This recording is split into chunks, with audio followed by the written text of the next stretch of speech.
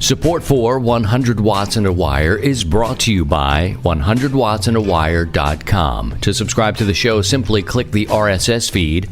While you're there, apply for your free 100 Watts ID and learn how you can help make 100 Watts and a Wire listener supported. Click the donate page and pick the option that works best for you. We've got a traveling toolkit, 100 Watts and a Wire gear, and more. That's 100wattsandawire.com.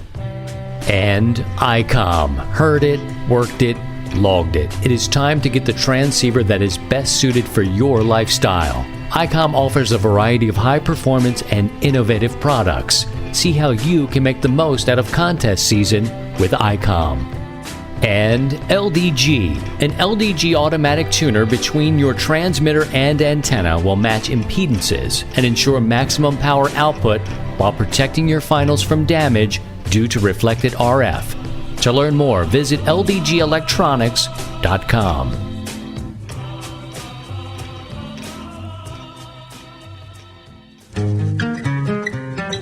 And now, from Grid Square Echo Mike 48, this is 100 Watts and a Wire. A show enough. Well, hello to you. It's been a week. I've missed you. Is that a new haircut? I'm talking specifically to the YLs. Boys, turn back around and please put it on a coaster. As if we're having a large party, up in here. What's going on with you? It's Christian Kilo Zero Sierra Tango Hotel. So much to talk about, so much going on in a week's time.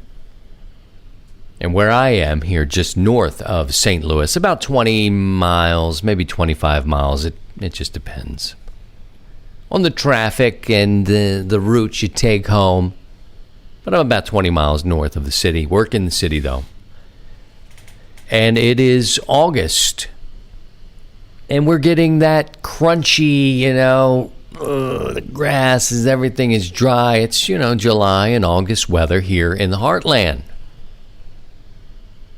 And I'm hearing, one of the great things about amateur radio is you can listen. And I do a lot more listening than I do, operating in terms of transmitting. But I do listen a fair amount each day on the ride home. It's about, 35 minutes. When I get home, I'll put the radio on while I'm working, and getting the girls set up for dinner and that sort of stuff. And you get to hear, some people don't want to hear about weather. Some people may think that's a crutch, it's just something that we do and it's, oh, well, they're kind of just vamping or stalling or it's a thing.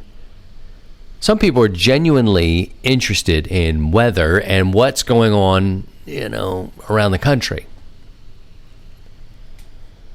And so I listen in and I try to take the notes of, and some of it just blows right over me because I'm one that thinks, weather talk on the radio is a bit of a crutch unless it's a weather net. It's a way for us to kind of stall and get our thoughts together. And then there's some people who are really into the weather. So I'm just like, whatever, it's cool. But I'm listening around and I'll hear what's happening. Of course, we've got fires out west.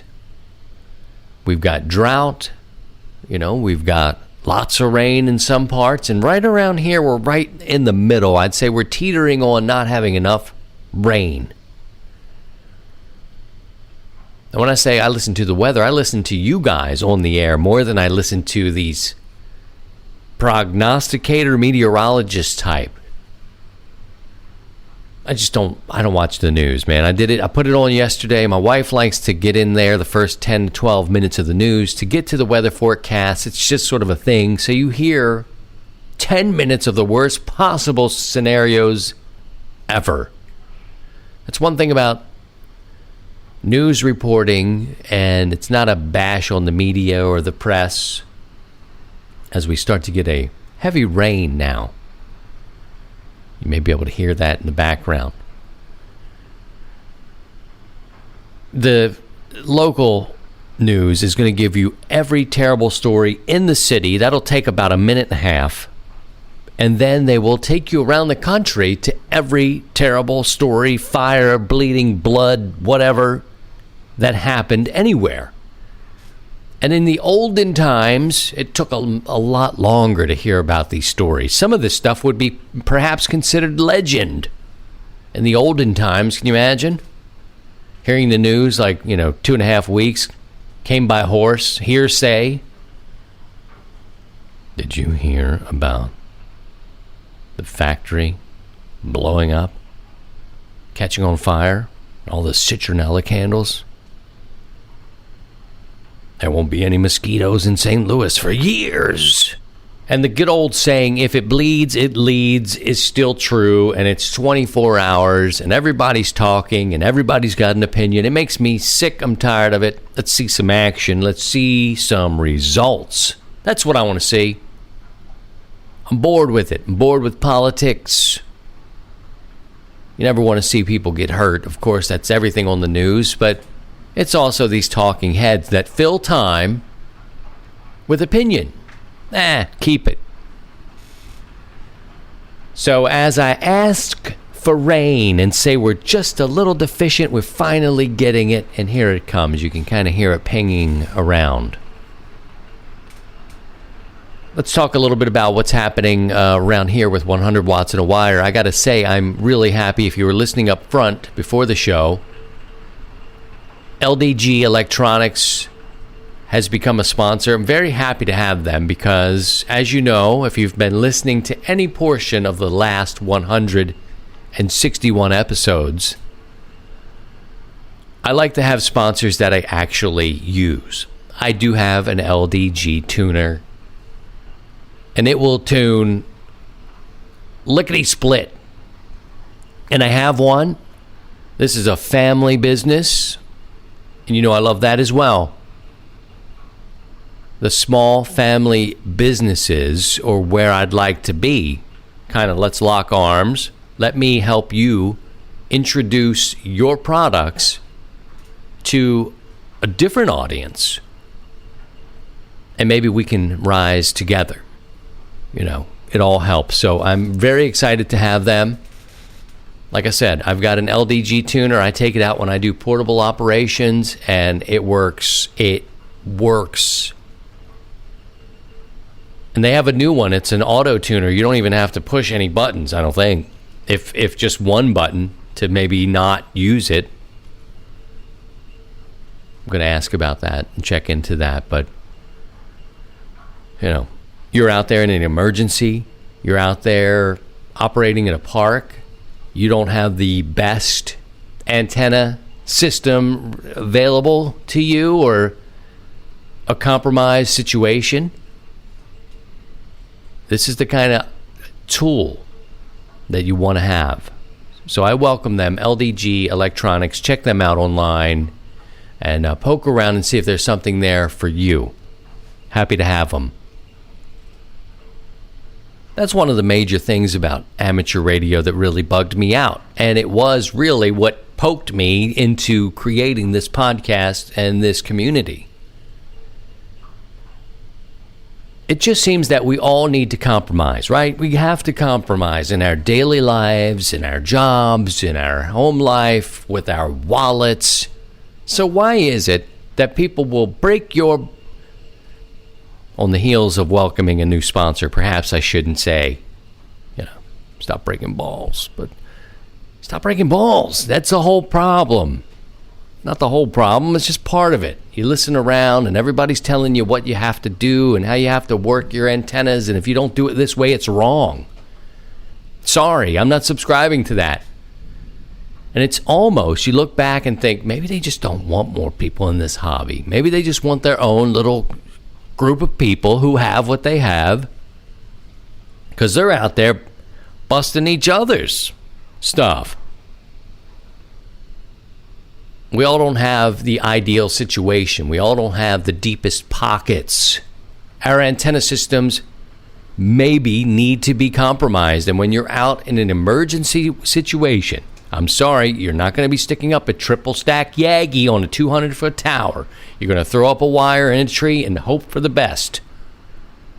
You're going to hope that you've got the right tools to make your radio happy, to get your signal out. So 100 watts in a wire really originated from people telling me you have to do it this way, and then me going, yeah, okay, let me try and see if I can do that. Oh, I'm not going to be able to do that. That's expensive. How am I going to do that? And it was getting to the point where I don't know, man, maybe this is just a hobby for rich dudes. You get in a little bit and you think, okay.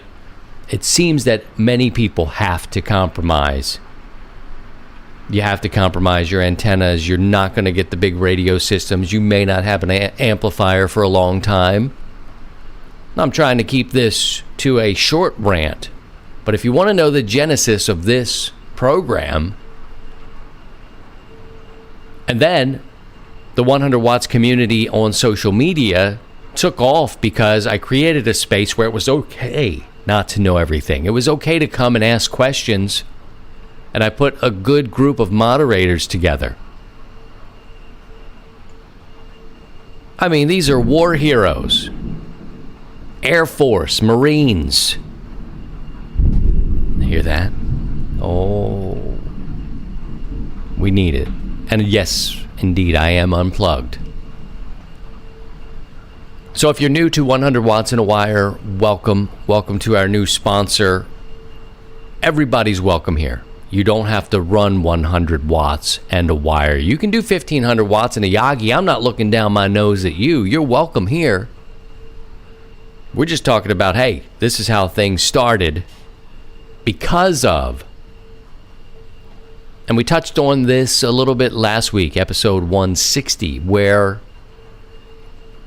you know, we had someone checking to the net with a G5 RV, and he had heard on 80 meters, perhaps this gentleman checking in did not have the G5 RV, but he heard on 80 meters, or 75 meters phone, a couple of brothers banging around a guy who had a G5 RV and just, at 100 watts, told him you need more than that. You need more than that to talk to us. Not, and it kind of set me off a little bit. And I'm only touching on it because the reaction that came back in the last week was supportive of this. They've heard it and they've moved away. And I think it's by design. I think these yahoos that have these small crews that get together, they don't even like each other, but they do like each other enough to stay in one pile and only talk to each other. And they don't really want us there. And that's fine. There's plenty of frequencies for us to go and chat. Don't be discouraged, friends. If you're just getting into the hobby and you need to have a G5 RV antenna, or you need to put your antenna in an attic, or you need some sort of loop antenna, a mag loop on your deck or your patio, do it. Just do it, man. Just do it. Oh, Lord. I'm glad you found us, though, and you can look for us online in the social media world if you like to. If you'd like to ask questions and you'd like to have some options. And many people who are listening to this show, more than half of the people are not even doing social media. So it's not like, okay, you got X amount of people on your Facebook group that's in support of the show. Many people, for one, don't even know we have a show. There is a big divide in, say, the age of people who are listening to podcasts and even know what that is, and amateur radio operators. So it is, it's harder to reach everybody with a podcast. It's not like we're on a 50,000 watt flamethrower telling everybody, hey, listen to us tonight. The beauty about a podcast is you can listen whenever. Whenever. But many people who are finding us don't do social media through their jobs. Zuckerberg upset them and it's just, nope, they want more privacy. And I get it, totally get it. If you're new and coming up, or if you're an Elmer who is patient, social media is for you. And this show right here is the intersection of life and amateur radio. And I'll talk a little bit about my week and my antenna system in the antenna garden next. From wireless to Wi-Fi, this is 100 watts and a wire. The competitive edge you've been looking for is here with the IC7851. Raise the bar and hear what others cannot with this flagship HF transceiver. It has reciprocal mixing dynamic range, crystal clear LO design, a spectrum scope, dual receivers, and a digital voice recorder, plus the IC7610, the SDR every ham wants. And just in time for contesting season, this high-performance SDR has the ability to pick out the faintest of signals, even in the presence of stronger adjacent signals. The new ICOM 7610 is a direct sampling software-defined radio that will change the world's definition of an SDR transceiver. And let's not forget the IC 7300, changing the way entry-level HF is designed. This high-performance, innovative HF transceiver with a compact design will far exceed your expectations. To learn more about all of ICOM's HF radios, visit icomamerica.com/amateur. Here's Christian, Kilo Zero Sierra Tango Hotel. Well, thank you, Earl. And so much happening this last week, and I had my antenna analyzer out several days. It was the week where your cables and the connections, the PL259s, are just not, something's up. I don't know. I went out looking to do a little bit of cable management. Definitely after a little repair there. I had a 40-meter antenna during the week. It's 2 weeks ago now. Not this past Sunday, but the one before.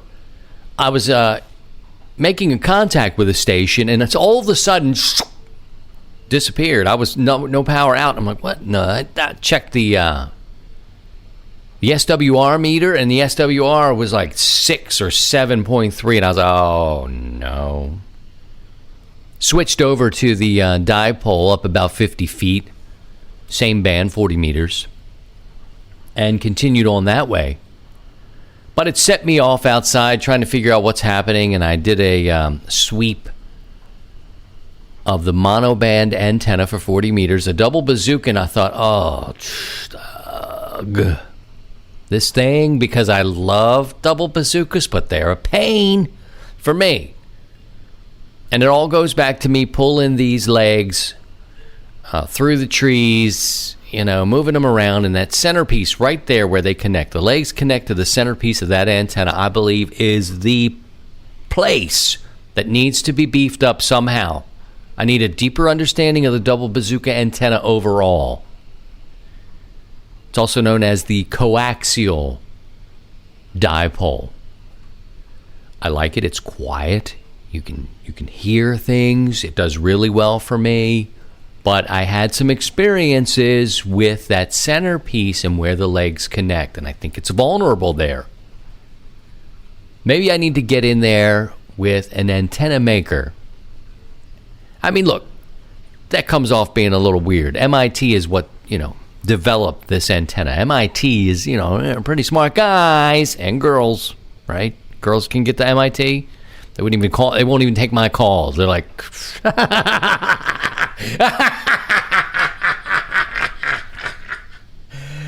Christian Kutnick is calling Christian. That ninny? Oh, I'm sorry, he's not here right now. I don't know what MIT does. Great work, right? In the 20s, early 30s, they came up with the coaxial dipole, what we are calling now a double bazooka antenna, perhaps for marketing purposes.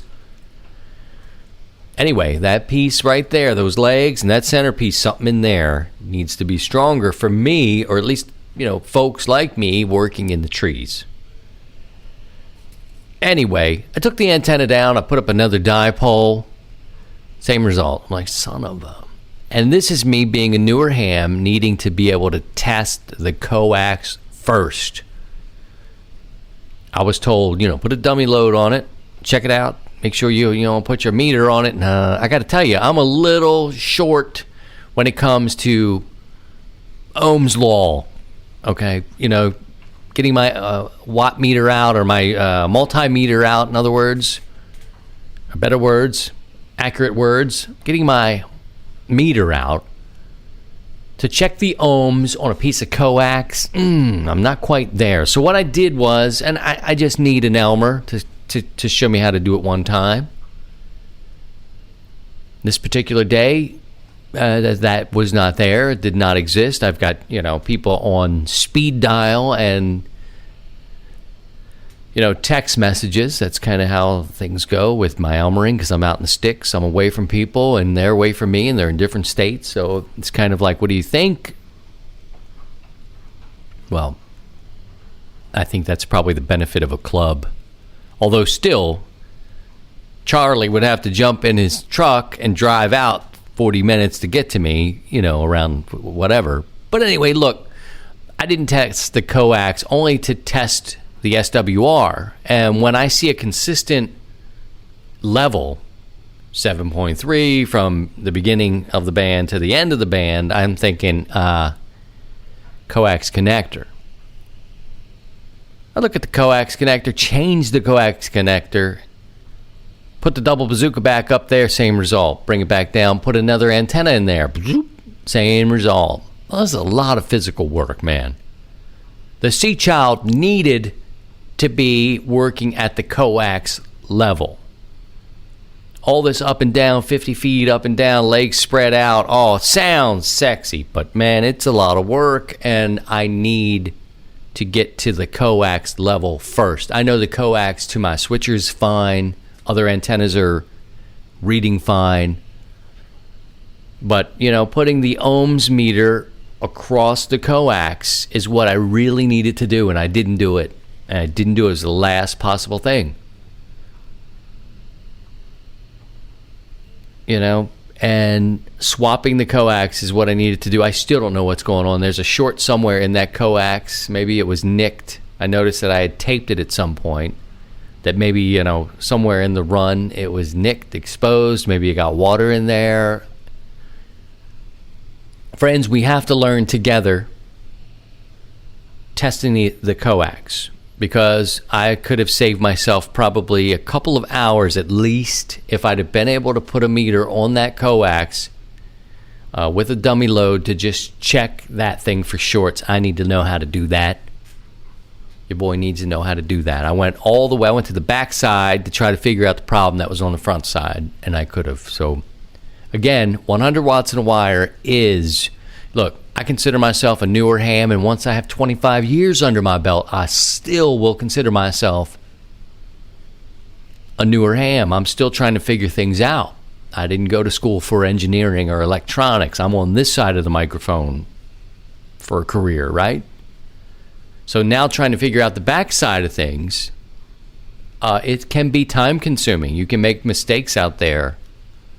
But this is the intersection of life and amateur radio. Not everybody went to be an electrician. Not everybody is an engineer. Not everybody has all of the experiences that you may have. I invite you to share them with our community. But this is one for me. Multiple checks, multiple antennas running back and forth. The 259s were changed, replaced, same result. Replace the cable, bingo, ba-bang, you're in.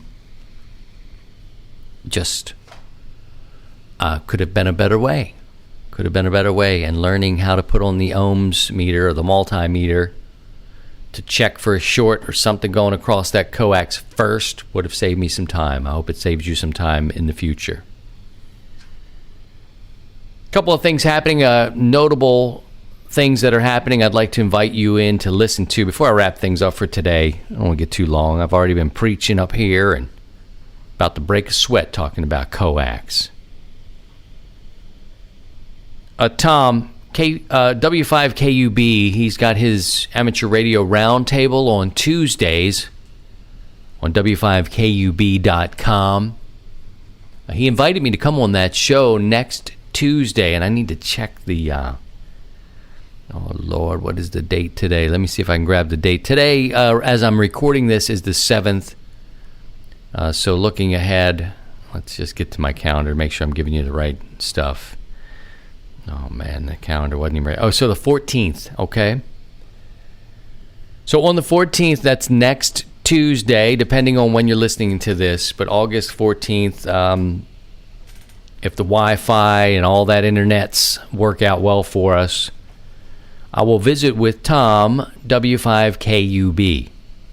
I'm not sure what we're going to talk about, but I can tell you, I know that Emmett from Radio Waves spends some time there. He talks antennas. I catch him when I can. I don't listen to a lot of amateur radio shows or watch them if they're streamed.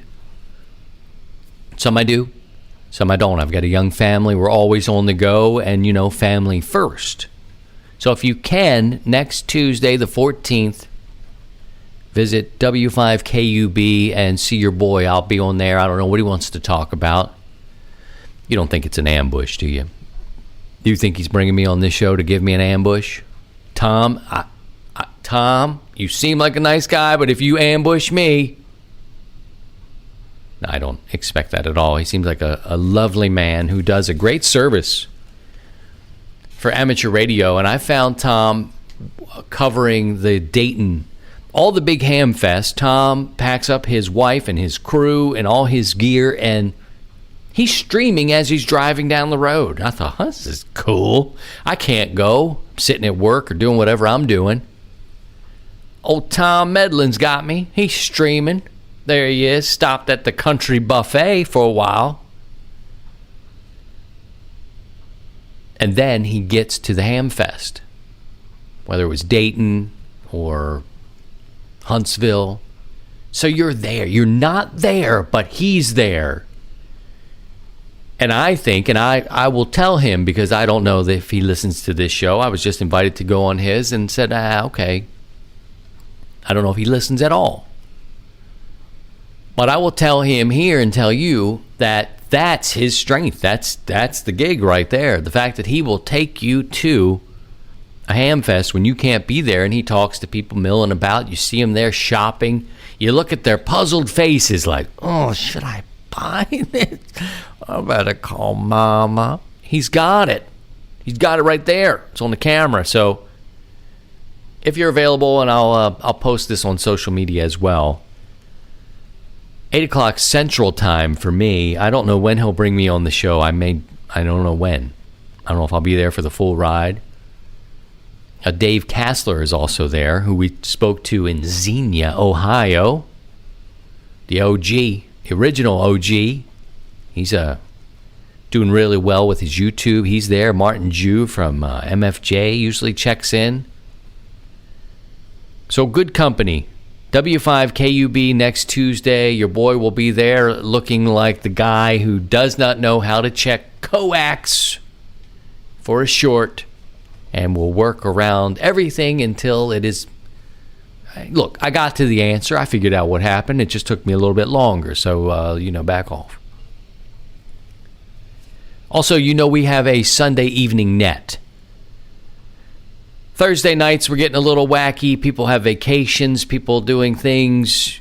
It's just too much going on. And Sundays is now the home of the 100 Watts of the Wire net. I plan to be there as much as possible. I also have help in Maine. I have help in Washington State. And my plan is I will bring in guests from time to time. This week, Neil Rapp from Ham Talk Live. And I've known Neil for several years. He's been one of the guys that's been nice to me. I don't understand it. I don't get it. I've been on his show before. WB9 VPG, Neil, at one point was the youngest licensed amateur in the world, in our universe. He was 5, banging out code, and that actually spells nothing. I am a no-code ham. Sorry. Neil, at that time at least, I don't know if he's lost it or not. We'll talk about it maybe on the net. So join me with a special guest, Neil Rapp from Ham Talk Live. He also does Amateur Radio Newsline. We sort of cross-pollinate there. I've got friends there because I do some work there as well. Amateur Radio Newsline is a cool thing. And we'll bring some different guests in so you can work some of these other people. This Sunday, 7 o'clock Central Time, 0000 UTC. We run for 2 hours. This past week, Steve, W7UDI, he went a whole hour later because we weren't on 7188. We were on 7192. No restrictions, no nets behind us. And every minute that goes by on 40 meters, Steve comes up. Because it starts early, 7 o'clock Central Time, awfully early for Steve. So he's kind of down in there in the beginning. And I'll start and run for a little bit, and then I'll send it out to Ian, W1JIW in Maine. It's a little later there. He sounds great. Then we send it out to Steve, pass it around his first pass. It might be a little low. By the time it gets back to Steve, again, he's coming up because it's getting darker out there, later out there, and on 40 meters, he's sounding great. So he just went. I was like, all right, dude, I'm going to bed. I want to watch the death and blood and screaming and violence and buildings burning for 10 minutes to get to the weather on the news, and then I'm going to sleep. Well, it's still early out west, man. Pacific Northwest, beautiful place, and beautiful signal. This week, I welcome Neil Rapp to join us, WB9VPG of Ham Talk Live. We'll take your calls with me. So please mark that on your calendars, and again, we'll talk about that on social, and maybe he'll mention it on his show as well. So it'll be cool, and we'll do that from time to time. Sunday, it's a different kind of net. It's a different net. We get second, third shift operators who can't do it on other days or Thursdays. Sunday nights, put that in your calendar, 7 o'clock Central Time, and we'll get you in. I hope you get the rain you need. I hope the fires stop burning. And remember, look, I don't care who you love, who you vote for, what artwork is hanging in your house. People are people. And if we talk to each other a little bit more, we're going to find these common threads. And that's really what 100 Watts and a Wire is about. We're trying to maintain the common thread. The politics, the race, the religion, those are things that are personal. Those are personal to you. Let's focus on the things that bring us together as people, right? Right here's a big one. We got the amateur radio love. Not that you're loving amateur radios. All right, I got to get back to work. Maybe some of you are. Look, I don't know. Some of these things are really sexy, but I'm not going to get into it. A 160-meter antenna. The legs on that thing? Ooh, Bridget Bardot type stuff. I'm talking about young Bo Derek running across the beach in 10. 1978 Farrah Fawcett poster. Sexy. I've gone to a place now that I need to pull back. Just pull back a little bit. Just let me think. I'm still thinking about Farrah Fawcett. Rest her soul. And Raquel Welch. When I was a little boy, these are the names that were just, holy moly. Sophia Loren. Okay. Lots of beautiful people in the world. And look, let's wrap things up. Whatever's happening where you are, the rain has stopped. Now here comes the sun. So we just got us a little dose of water. Make the grass grow. Hopefully the crops and the farmers are doing okay. But whatever happens, whatever you do, take care of yourselves, take care of your families, and by all means, if you can, please try and stay above the noise. To join the 100 Watts and a Wire community, visit 100wattsandawire.com.